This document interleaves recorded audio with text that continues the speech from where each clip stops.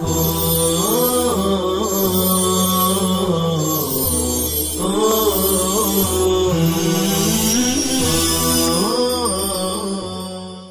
الرحیم الحمدللہ رب العالمین والصلاة والسلام علی سید الانبیاء والمرسلین محمد وعلی آلہ واصحابہ اجمعین اما بعد۔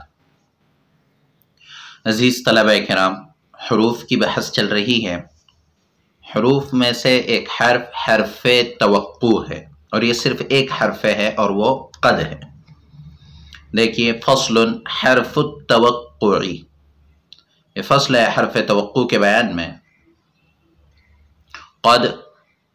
قد ہے، وہی فی الماضی لتقریب الماضی الی الحال، اور وہ ماضی میں ماضی کو حال سے قریب کرنے کے لیے آتا ہے۔ نحو قد رکب الامیر ای قبیل ھذا، امیر سوار ہو گیا یعنی تھوڑی دیر، اس سے تھوڑی دیر پہلے۔ وَلِأَجْلِ ذَلِكَ سُمِّيَتْ حرف التقریب ایضاً، اسی وجہ سے اس کا نام حرف تقریب بھی رکھا جاتا ہے۔ وَلِهَذَا تَلْزَمُ الْمَاضِي، اسی وجہ سے اس کے لیے ماضی لازم ہے۔ لِيَصْلُحَ أَن يَقَعَ حَالًا، تاکہ اس کا حال واقع ہونا درست ہو۔ وَقَدْ تَجِئُ لِلتَّأْكِيدِ، اور کبھی وہ تاکید کے لیے آتا ہے۔ إِذَا كَانَ جَوَابًا لِمَن يَسْأَلُ، جبکہ جواب اس شخص کا جو پوچھے هل قام زید، کہ زید کھڑا ہے، فَتَقُولُ، تو آپ کہیں گے قد قام زید، ہاں زید کھڑا ہے۔ وَفِي الْمُضَارِعِ لِلتَّقْلِيلِ، اور مضارع میں تقلیل کے لیے آتا ہے۔ نحو ان الکذوب قد یصدق، کہ جھوٹا بھی کبھی سچ بول لیتا ہے۔ وَإِنَّ الْجَوَادَ قَدْ يَبْخَلُ، اور سخی کبھی بخیل ہو جاتا ہے۔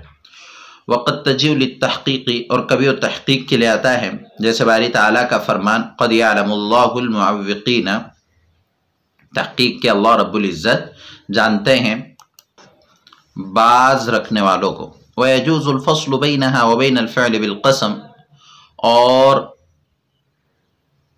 قد اور فعل کے درمیان قسم کے ذریعے فصل کرنا، قد اور فعل کے درمیان قسم کے ذریعے فصل کرنا جائز ہے، جیسے قد واللہ احسنت۔ وقد يحذف الفعل بعد قد عند القرینۃ، اور کبھی فعل کو قد کے بعد قرینے کے پائے جانے کے وقت حذف کر دیا جاتا ہے، كقول الشاعر، جیسے شاعر کا قول افد الترحل غیر ان رکابنا لما تزل برحالنا وكأن قد، کوچ کا وقت قریب آ گیا لیکن ہمارے سواری کے اونٹوں نے ہمارے کجاؤ کے ساتھ اب تک کوچ نہیں کیا۔ وَكَأَن قَدٍ ای وَكَأَن قَدْ زَالَتْ، حالانکہ وہ کوچ کر ہی چکے ہیں۔ اب یہاں حرف توقع کو بیان فرما رہے ہیں۔ حرف توقع ایسے حرف کو کہتے ہیں جس کے ذریعے ایسی بات کی خبر دی جائے جس کی امید ہو۔ حرف توقع وہ حرف غیر عامل ہے جس کے ذریعے ایسی بات کی خبر دی جائے جس کی امید ہو، اور یہ حرف صرف ایک ہے اور وہ قد ہے۔ حرف توقع قد یہ ماضی پر بھی داخل ہوتا ہے اور مضارع پر بھی داخل ہوتا ہے۔ ماضی پر اگر داخل ہو تو اس کے دو معنی آتے ہیں، اور مضارع پر داخل ہو تو بھی اس کے دو معنی آتے ہیں۔ اگر ماضی پر داخل ہوتا ہے تو اس کا پہلا معنی ہوتا ہے تقریب۔ تقریب کا مطلب قریب کرنا، اور یہاں ماضی کو حال سے قریب کرنا۔ قد تقریب کے لیے آتا ہے، یعنی ماضی کو حال سے قریب کرنے کے لیے آتا ہے۔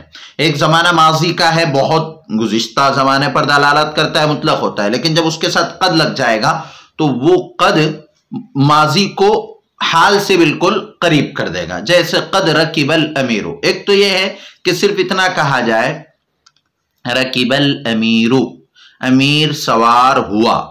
کب سوار ہوا ماضی میں اس کا علم نہیں ہے، مطلق ہے، ابھی سوار ہوا یا بہت پہلے سوار ہوا۔ لیکن جب یوں کہا جائے قد رکب الامیر، کہ امیر سوار ہو چکا ہے، یعنی ابھی سوار ہوا ہے، ای قبیل ھذا، یعنی تھوڑی دیر پہلے سوار ہوا ہے۔ تو ابھی تھوڑی دیر پہلے یہ ماضی ہے لیکن حال سے قریب ہے۔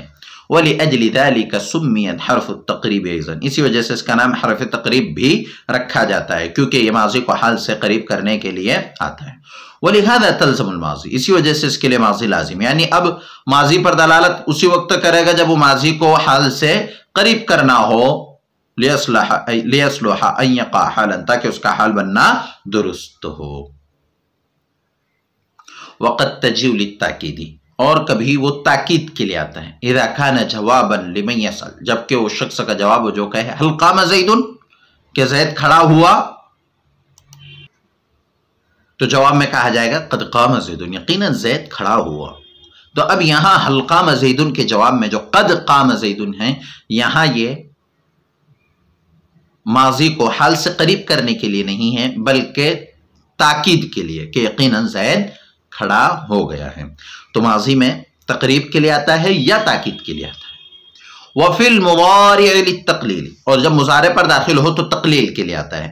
تقلیل کا مطلب ہوتا ہے، اس سے پہلے بھی آ چکا ہے، یعنی معنی میں قلت کو بتلانا، کمی کو بتلانا۔ جیسے ان الکذوب قد یصدق، کذوب زیادہ جھوٹ بولنے والا، اب وہ جھوٹ بولنے والا قد یصدق کبھی سچ بول لیتا ہے، تو کبھی یعنی معنی میں قلت آ رہی، کبھی سچ بول لیتا، ہمیشہ نہیں بلکہ کبھی، تو یہ معنی میں قلت ہے۔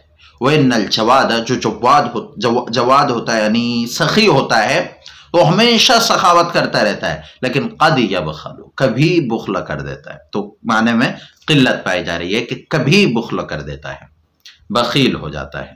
وقد تجیء للتحقیق، اور کبھی تحقیق کے لیے آتا ہے،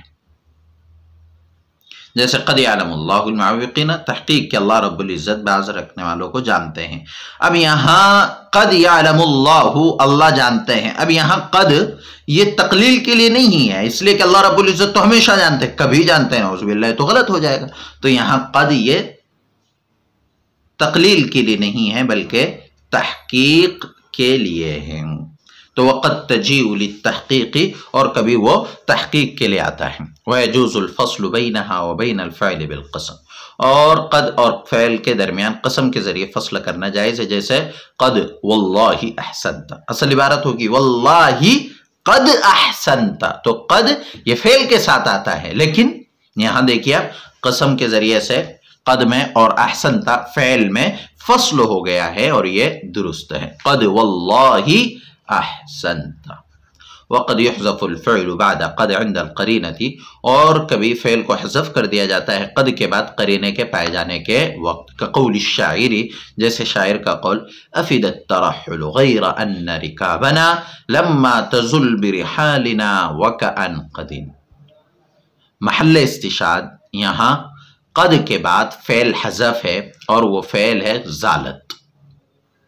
اس شعر میں محل استشہاد وَكَأَن قد زالت اصل تھا، لیکن زالت فعل کو حذف کر دیا گیا، اور اس کے حذف پر قرینہ موجود ہے لما تزل، لما تزل یہ پہلا والا فعل، یہ بعد والے فعل محذوف پر قرینہ موجود ہے، اس لیے اس کو حذف کر دیا گیا۔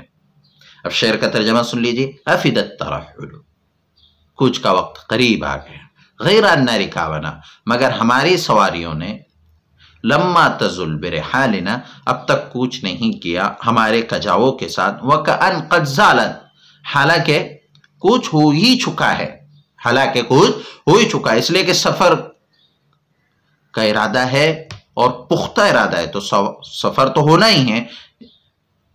لیکن یہاں جو شعر پیش کرنے کا مقصد ہے وہ صرف اتنا بتلانا ہے کہ فعل کو قد کے بعد قرینے کے پائے جانے کے وقت حذف کر دیا جاتا ہے، اور وہ فعل زالت ہے جو قد کے بعد حذف ہو گیا ہے۔ تو یہ قدین جو نظر آ رہا ہے یہ اصل قد ہے، اس پر تنوین داخل ہو گئی ہے، اور حرف ہے، حرف پر تنوین داخل نہیں ہوتی ہے، لیکن وہ تنوین تمکن ہوتی ہے جو حرف پر داخل نہیں ہوتی ہے، یہ تنوین ترنم ہے۔ اب یہاں قدین میں جو نون ہے وہ تنوین اصل ہے، تو قد ہے، اصل قد ہے، اور اس پر تنوین داخل ہو گئی، وکأن قدین۔ تو بہرحال قد اگر ماضی پر داخل ہو تو دو معنی کے لیے آتا ہے، تقریب اور تحقیق، اور اگر مضارع پر داخل ہو، اگر ماضی پر داخل ہو تو تقریب اور تاکید کے لیے آتا ہے، اور اگر مضارع پر داخل ہو تو تقلیل اور تحقیق کے لیے آتا ہے۔ تحقیق کا مطلب اپنی بات کو ثابت کرنا، پختہ کرنا۔ آج کے ہمارے سبق کے سوالات دیکھ لیجئے۔ سوال نمبر 1، حرف توقع کسے کہتے ہیں اور وہ کیا ہے؟ سوال نمبر 2، اگر قد ماضی پر داخل ہو تو کون کون سے معنی کے لیے آتا ہے، اور اگر مضارع پر داخل ہو تو کون کون سے معنی کے لیے آتا ہے؟ سوال نمبر 3، مذکورہ شعر کا ترجمہ کیجیے اور محل استشہاد بیان کیجیے۔ السلام علیکم ورحمۃ اللہ وبرکاتہ۔